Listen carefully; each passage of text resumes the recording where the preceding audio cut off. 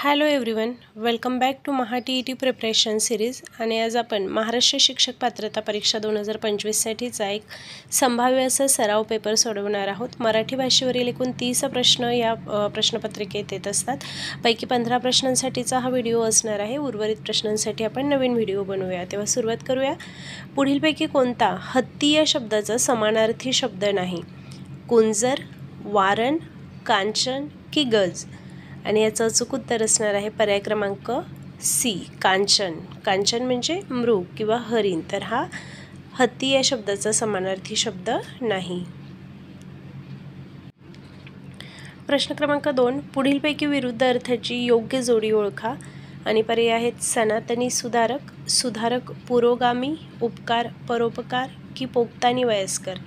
आणि यातील BCD या तिघही ज्या जोड्या आहेत ह्या समानार्थी शब्दांच्या जोड्या आहेत. आणि सनातनी विरुद्ध सुधारक ही विरुद्धार्थी शब्दाची जोडी आहे. त्यामुळे पर्याय क्रमांक ए हे या प्रश्नाचे अचूक उत्तर येईल. प्रश्न क्रमांक 3, सूर्यवंशी या शब्दाचा योग्य अर्थ पुढीलपैकी कोणता? उशिरा उठणारा, सूर्याची पूजा करणारा, सूर्यासारखा तेजस्वी की यापैकी नाही? तर सूर्यवंशी म्हणजे उशिरा उठणारा, पर्याय क्रमांक ए. प्रश्न क्रमांक 4, न टाळता येणारे या शब्दासाठी एक शब्द सांगा. दुराग्रही नाही, आभास दुर्मिळ नाही, तर न टाळता येणारे म्हणजे अटळ, पर्याय क्रमांक डी. आता पुढील प्रश्न जे आहेत, पुढचे 5 प्रश्न ते ह्या उतार्यावर आधारित प्रश्न असणार आहे. त्यासाठी आपल्याला उतारा लक्षपूर्वक वाचायचा आहे आणि त्याखालील प्रश्नांची उत्तरं द्यायची आहेत. जर तुम्ही आत्ता हा उतारा वाचता येत नसला तरी देखील याचा स्क्रीनशॉट जर आपण घेतला आणि नंतर उतारा वाचून त्यावरचे प्रश्न सोडवले तरी चालू शकतात.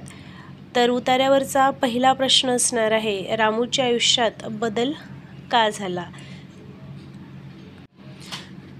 आणि याचं अचूक उत्तर असणार आहे पर्याय क्रमांक आ, कारण त्याने शिक्षकांची गोष्ट ऐकून स्वावलंबन स्वीकारले. स्वावलंबन या शब्दाचा अर्थ काय? इतरांवर अवलंबून राहणे, स्वतःवर अवलंबून राहणे, मित्रांवर विसंबून राहणे की शिक्षकांवर अवलंबून राहणे?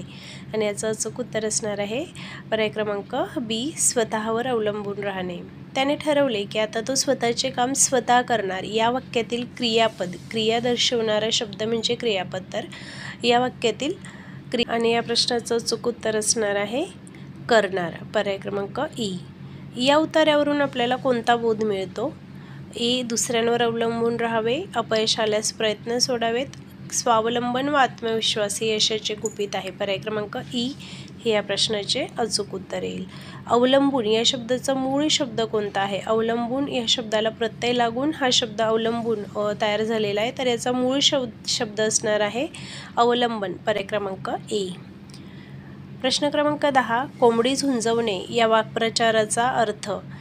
दुसऱ्यांचे भांडण लावून आपण मजा पाहणे, वरवर प्रेम दाखवून कपटाने घात करणे, विघ्न निर्माण करणे की अति नुकसान करणे? आणि याचं अचूक उत्तर असणार आहे पर्याय क्रमांक ए, दुसऱ्यांचे भांडण लावून आपण मजा पाहणे.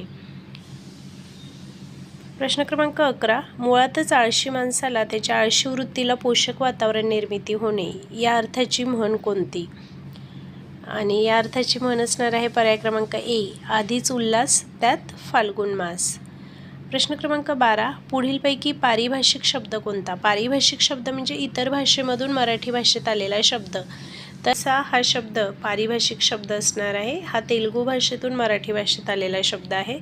प्रश्न क्रमांक 13, मराठी वर्णमालेत एकूण किती व्यंजने आहेत? 34, 48, 26 की 36? आणि याचं अचूक उत्तर असणार आहे पर्याय क्रमांक ए, मराठी वर्णमालेत एकूण 34 व्यंजने आहेत. आहा हे डॅश आहेत, स्वर, स्वरादी, व्यंजन की अनुनासिक? आणि याचं अचूक उत्तर असणार आहे पर्याय क्रमांक बी, स्वरादी.